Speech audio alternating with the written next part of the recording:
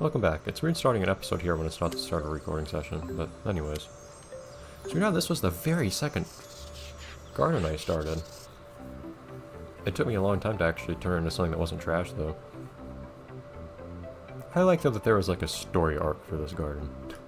How it had to be salvaged from utter ruin at one point.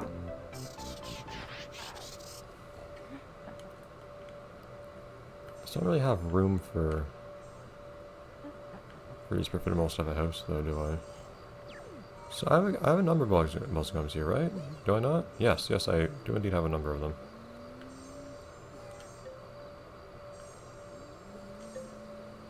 Game. There you go. It needs to start and finish the button pressing animation. Wonderful. Well, my cursor is over that thing, otherwise it gets cancelled.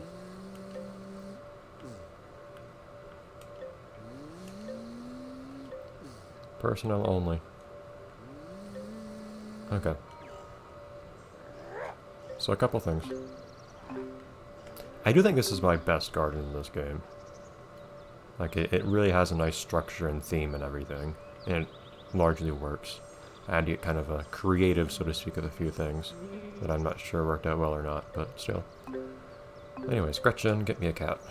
Because for some reason I can't buy cats directly in this game. Because domestic piñatas don't exist anymore. Which is strange to me. But anyways, I assume I don't have room for a house for these perfidomals. Morning, Gov. Hi. I'd offer you a bacon, buddy, but as soon... You'd think I'd be small, though. Bigger than I'd like. Yeah, I really don't have room for this. Strictly speaking, I could put something here. This will be provisional, to put it one way, though.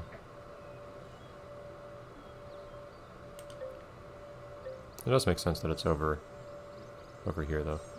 Don't mess up my long grass. Especially when I can put it right back afterwards. Like, why did you destroy it then? You don't need it there. You need it to not be there, more like. I do wonder how I get a better trick stick. Presumably by just teaching everyone tricks, I guess. But I don't want to just, like, throw random foods at everyone in trial and error just to find out what makes them do what. Honestly. Okay, what was it? Glasses.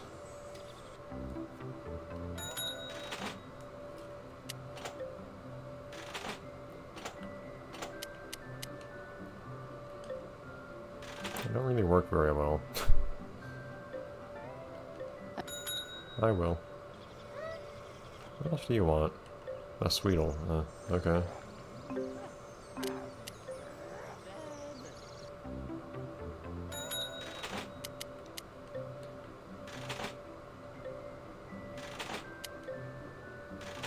That's also not the face, thank you. There you go.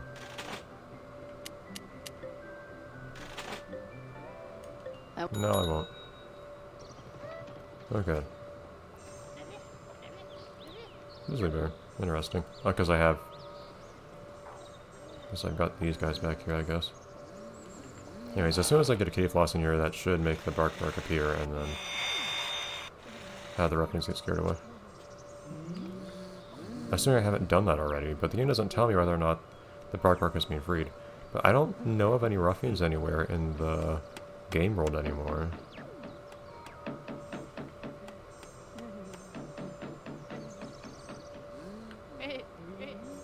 So I don't know where this could be. I'm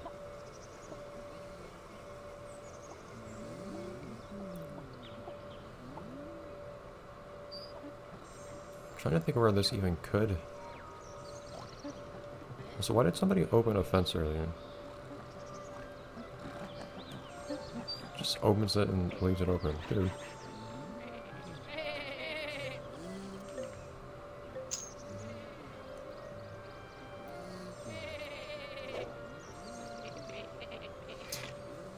Like how Pester and Grizzly Bear just nonchalantly pass each other on there.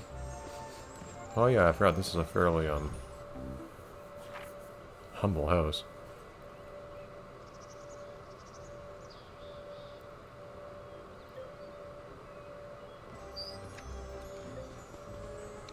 Why is that one worker that still just never stays here?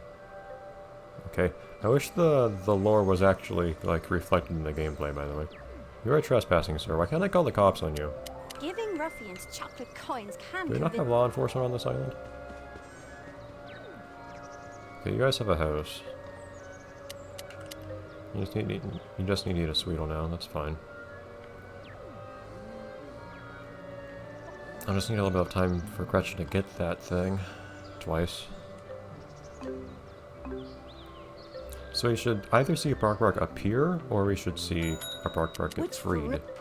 But I don't see... I don't even know where that Bark was to start with, so it's kind of hard for me to say anything about where the ruffian in question is.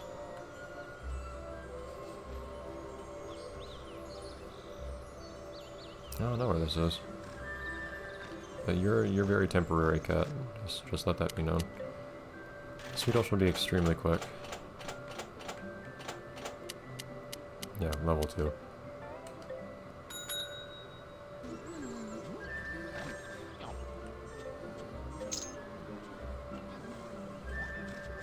Unless I need a lot of bells and guns, but... What are you doing in there? There's nothing seed related in there. Go away.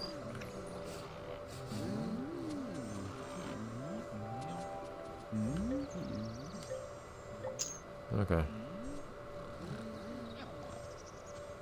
I'm tempted to look up right now. How did we end up with a sword here anyways? Like, in universe, how did this farm end up with a sword? To stick somewhere. Don't you do it. Don't you do it.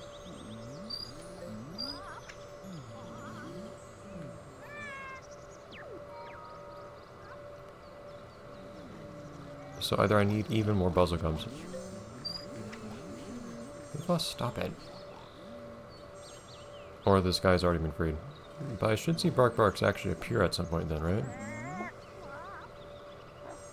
Actually, I should see them start showing up around the garden. Because all they needed to appear was having a kitty floss, right?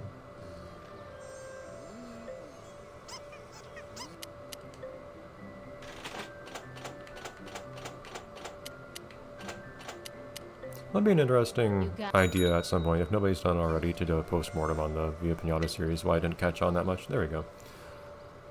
I could not see this guy. So he's up next to that spinning thing.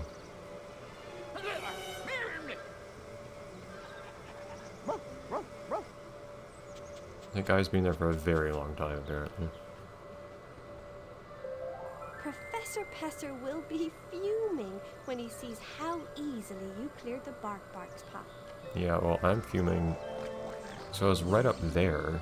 I don't think I can really see up there. I don't know if I could have seen that ruffian up there, actually, or not. But, I'm also not very content with how this Bark was stopped cold in their tracks just by someone rudely pointing at them. Alright, thank you, Kitty Floss. May you live a good life somewhere else. Because everyone knows that when a cat goes to live on a farm, that's not really what happened. As I was just saying, they always have their paw out. It's very strange. I guess it's to shake their paw, but still. But, I need to figure out where to put these guys. But, oh no, you're not supposed to live in there right now.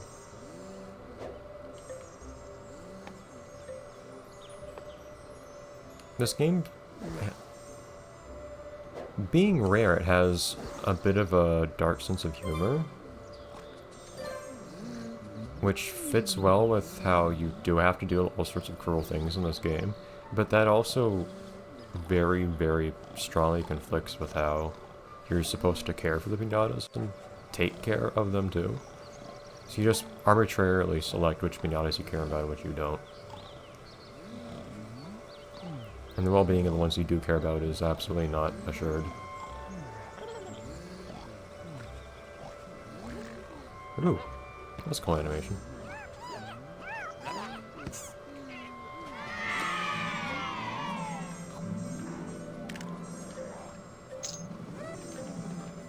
It's mine.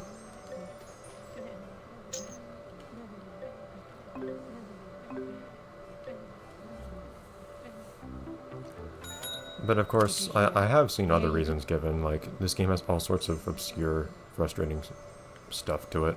Probably largely because they wanted to get people to start talking about the game and whatnot. Having all sorts of obscure things is not necessarily an immediate deal breaker for a game. Like, Minecraft didn't even... There is no way to know how to do virtually anything in Minecraft, and yet that game caught on. Especially among younger audiences, you would think would not be willing to put in that kind of work just trying to look everything up online and spread by word of mouth, etc. But no, that can work. I don't know if that was the problem with Viva Piñata or not, but it does definitely take a lot of effort to do lots of stuff in this game, regardless. Like, the micromanagement can be kind of a pain. I mentioned plenty of times, this game feels kind of rude to with regards to your time, too, in a lot of cases. Man, these guys are fast on getting that candy. But, well, yeah, that's the main thing I have heard. But then I also think that it has a pretty grim sense of humor for being something trying to be kind of kid-friendly, but also anyone who's not a child will more often than not be, oh, it's a nice little maze, be put off by how bright and colorful and whatnot this game is. I personally precisely like that sort of thing. I like bright and colorful things. Whoops. Which I know seems to be catching on, at least in niche media lately. There seems to be proliferation of media that is undeniably not for kids, but still like bright and colorful and whatnot, at least aesthetically. I'm gonna have to be a little more aggressive here. I do not find this camera desirable, but it's amusing to see every now and then. But this game is probably not something I'd categorize under that. Either way, though, it's also a somewhat older thing. This was back before that phenomenon really started to be taking shape. I'll probably finish up this episode and this recording session, though, with this little romance dance here.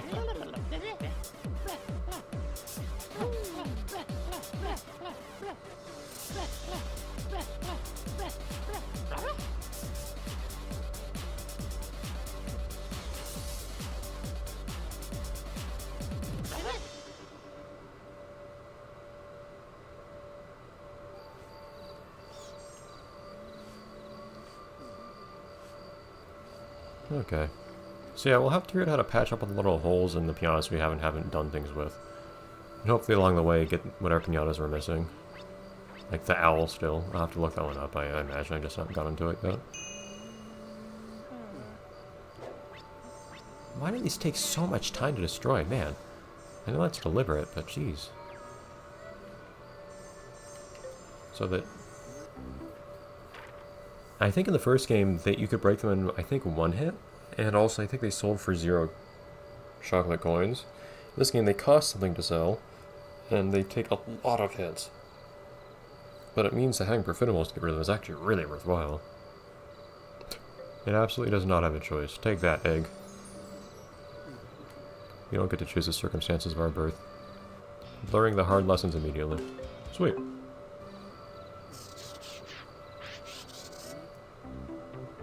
Well then, anyways.